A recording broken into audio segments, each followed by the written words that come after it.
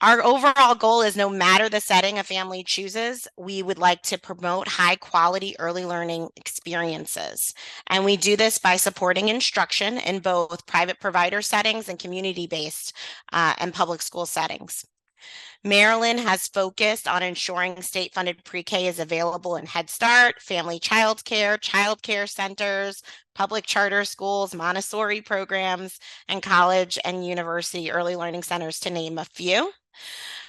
What has been most powerful about this approach is that the state board consistently asks questions about how we can better be supporting scale up in all of these different settings.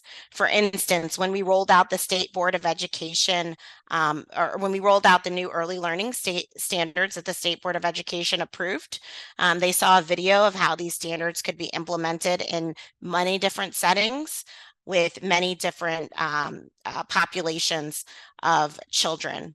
And the state board, we will go back to the state board after working and partnering with a stakeholder group on approving high quality instructional materials, as well as developing professional learning opportunities aligned with these new early learning standards. And just for context, Maryland hadn't updated our early learning standards in about a decade. So we really needed to align to the latest brain science and learning sciences research. The blueprint for Maryland's future also set forth very ambitious goals for the early childhood workforce.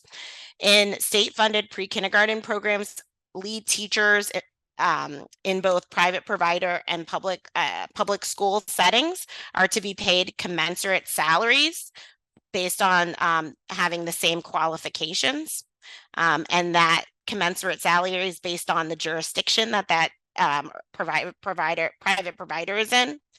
In addition, the original goal of the blueprint was to have lead teachers, no matter the setting, hold a bachelor's degree and an early childhood teacher certification by 2027.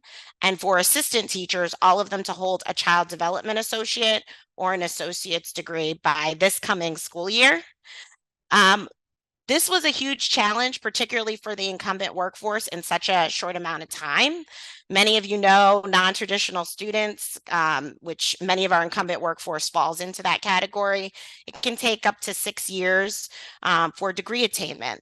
And many had challenges working full-time and attending school. So one way the State Department worked with the state board to address this challenge was to advocate together with the Accountability Implementation Board to create new pathways and on-ramps to recognize experience of teachers in the field and really recognize those who have been teaching consistently for many years at a high quality level based on a class assessment.